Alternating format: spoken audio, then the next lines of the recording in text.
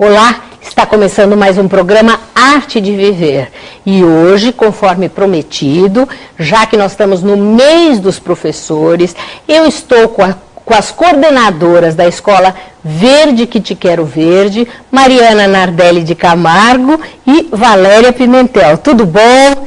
Prazer ter vocês aqui. Prazer é nosso. Queria primeiro falar que a Escola Verde que Te Quero Verde, ela é pioneira no construtivismo, mas muita gente não sabe exatamente o que é construtivismo. Vocês podem falar um pouquinho? Muita gente fala que construtivismo é um método, né? As pessoas não entendem que, na verdade, é uma concepção de ensino que foi sendo formada desde o momento em que se aprendeu mais sobre como as pessoas aprendem. Né, com as ideias, as pesquisas de Piaget, Vygotsky, e a partir daí a escola foi se modificando, né, se adequando, se reformulando para poder ensinar melhor. E uma escola construtivista, então, ela leva em consideração as diferenças entre os alunos, os saberes, os conhecimentos prévios que os alunos já têm. Então, para você poder ensinar um novo conteúdo, você precisa conhecer, né, o que os seus alunos já sabem, para que para que o aluno perceba e veja sentido mais naquele aprendizado que ele vai desenvolver. É um ensino individualizado? Bom, é porque assim, a escola construtivista, ela considera muito a interação entre as crianças. A gente acredita que os alunos aprendem interagindo. Então, o nosso trabalho, existem inúmeras situações em que as crianças trabalham em parceria. Ao mesmo tempo, existem situações em que a gente promove atividades individuais, né? O olhar que a gente tem para a criança é individualizado. É isso que eu queria saber. A gente olha para cada aluno considerando as suas diferenças, considerando o momento dele de aprendizagem, o histórico dessa criança.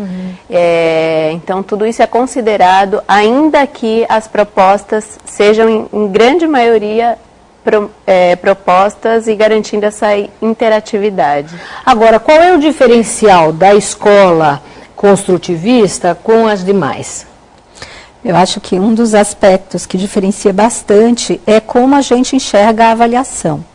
A avaliação, ela não é vista como um processo final, mas sim um processo contínuo. Então, desde o início desde o momento em que você vai iniciar um conteúdo, um trabalho, você precisa saber o que os seus alunos já conhecem daquilo. Depois você, à medida que vai desenvolvendo o seu planejamento, o seu estudo, você também propõe avaliações para você perceber como que o aluno está. E, além disso, a gente também quer que o aluno se perceba. Então, a gente cria situações onde ele possa se autoavaliar e se autorregular também. Né? Porque na escola construtivista, esse processo de avaliação não está só na mão do aluno, mas sim na mão do professor, né, na mão da família, quer dizer, todo mundo faz parte desse processo de avaliação. Então, esse é um dos aspectos que faz a grande diferença. Agora, como é que funciona o tratamento com a disciplina das crianças? Então, quando a gente fala em disciplina, a primeira coisa que vem à cabeça é como que a professora lida com a criação, né, a falta de educação, enfim. E, na verdade, a escola construtivista, ela trabalha em duas frentes com as crianças, uma preventiva e outra ali naquela situação de conflito, enfim. E quando a gente fala em prevenção, a gente pensa no cuidado que a gente tem nas relações entre todos os atores do processo de aprendizagem. Sim. O professor, os colegas e o objeto de ensino, que no caso acho que a Valéria já falou um pouco melhor quando ela explicou como é que funciona a educação construtivista.